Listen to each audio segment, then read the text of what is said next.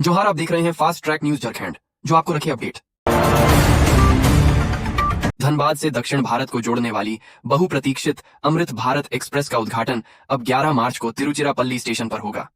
यह ट्रेन पोत्तनूर कोयम्बटूर का वैकल्पिक स्टेशन से धनबाद के बीच चलेगी।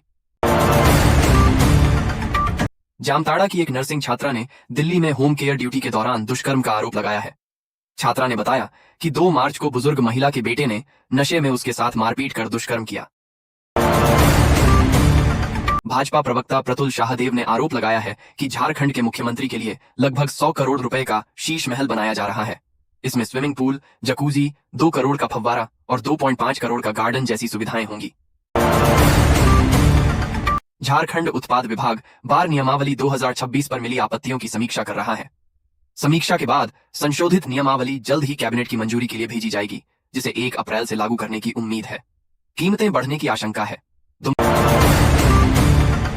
झारखंड की सुदीपा दत्ता ने यूपीएसएससी परीक्षा में 21वीं रैंक हासिल कर राज्य का नाम रोशन किया है। यह उनका तीसरा प्रयास था, जिसमें उन्होंने कड़ी मेहनत और ऑनलाइन पढ़ाई के साथ साथ राजकीय पुस्तकालय का उपयोग कर सफलता पाई। झारखंड पुलिस अब संदिग्धों और आरोपितों को मोबाइल या ईमेल पर ई-समन भेजेगी। यह योजना समय, कागज और मैन पावर बचाने के लिए तैयार की गई है।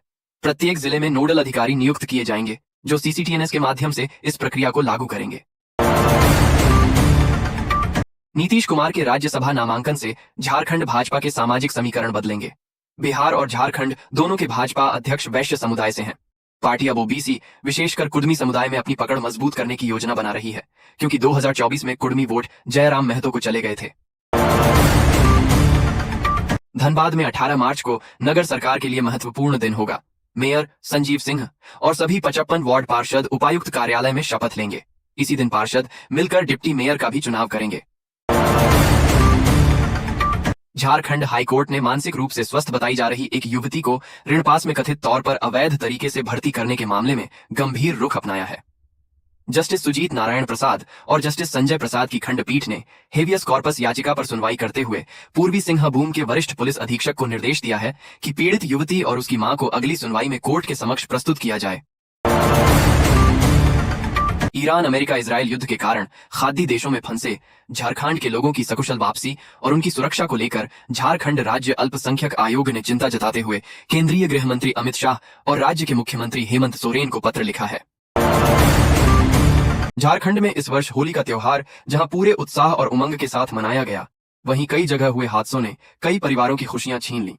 रांची सहित राज्य के अलग अलग जिलों में हुई दुर्घटनाओं में कुल 19 लोगों की मौत हो गई, जबकि कई अन्य लोग घायल हो गए। रांची जिले के अनगढ़ा थाना क्षेत्र में गेतलसूद स्थित कंपोजिट शराब दुकान पर फायरिंग करने वाले 3 अपराधियों को पुलिस ने गिरफ्तार कर लिया है। पुलिस ने इनके पास से हथियार और गोलियां भी बरामद की हैं। झारखंड में होली के मौके पर इस वर्ष शराब की बिक्री में उल्लेखनीय बढ़ोतरी दर्ज की गई है। पिछले वर्ष की तुलना में इस बार करीब 8 करोड़ रुपए से अधिक की अतिरिक्त बिक्री हुई है।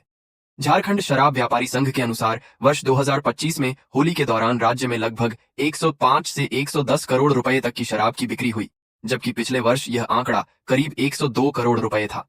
हालांकि कारोबारियों का अनुमान था कि बिक्री 115 करोड़ रुपए तक पहुंच सकती है, लेकिन वास्तविक बिक्री अनुमान से थोड़ी कम रही। झारखंड में कक्षा 9वीं की बोर्ड परीक्षा शुक्रवार से शुरू हो गई है। झारखंड एकेडमिक काउंसिल ने परीक्षा को लेकर राज्य के सभी जिलों को आवश्यक दिशा निर्देश जारी कर दिए हैं। इस वर्ष आयोजित हो रही परीक्षा में करीब 4-15 लाख विद्यार्थी शामिल हो रहे हैं। झारखंड में उत्पाद सिपाही प्रतियोगिता परीक्षा 2023 की प्रक्रिया अब अगले चरण में पहुंच गई है। झारखंड कर्मचारी चयन आयोग ने घोषणा की है कि शारीरिक दक्षता परीक्षण में सफल अभ्यर्थियों की लिखित परीक्षा 22 मार्च को राज्य के विभिन्न जिलों में बनाए गए परीक्षा केंद्रों पर आयोजित की जाएगी। झारखंड में बीते 2 महीने में कई लोगों की जान हाथियों के प्रहार से चली गई है। राज्य में हाथियों का आतंक थमने का नाम नहीं ले रहा है। एक बार फिर लातेहार में हाथी के गुस्से का शिकार एक ग्रामीण हो गया। हाथी के प्रहार से उसकी जान चली गई। हालांकि वन विभाग ने उसके परिजनों को 40,000 मुआवजा अदा कर दिया है। नगर निकाय चुनाव में बीजेपी समर्थित उम्मीदवारों की बड़ी जीत के बाद पार्टी ने नवनिर्वाचित जनप्रतिनिधियों को सम्मानित करने का कार्यक्रम तय किया है। यह जानकारी पार्टी के प्रदेश उपाध्यक्ष राकेश प्रसाद ने दी। झारखंड में अब मौसम का मिजाज बदलने जा रहा है। मौसम विभाग ने 7 मार्च से 10 मार्च तक राज्य के कुछ जिलों में गरज चमक आंधी तूफान के साथ बारिश होने की संभावना जताई है। झारखंड में पिछले कुछ दिनों से अधिकतम तापमान में बढ़ोतरी देखने को मिल रही है। ऐसे में बारिश होना एक तरह से झारखंड के लोगों के लिए राहत की बात है। आइए जानते हैं कि आज 6 मार्च झारखंड में मौसम का हाल कैसा रहने वाला है और किन जिलों में बारिश होने की संभावना है। गिरिडीह शहर के हुट्टी बाजार के रविदास टोला में डीजे बजाने को लेकर हुए विवाद ने हिंसक रूप ले लिया। झड़प में एक युवक की मौत हो गई और 3 लोग घायल हैं। नगर विकास मंत्री सुदिव्य कुमार सोनू ने दोषियों के खिलाफ कार्रवाई करने का आश्वासन दिया है। पलामू के छतरपुर थाना क्षेत्र के पिंडराही गांव में एक जन्मदिन पार्टी में डीजे गाड़ी पलटने से 4 लोग गंभीर रूप से घायल हो गए। यह हादसा डीजे चालक द्वारा गाड़ी बैक करते समय हुआ।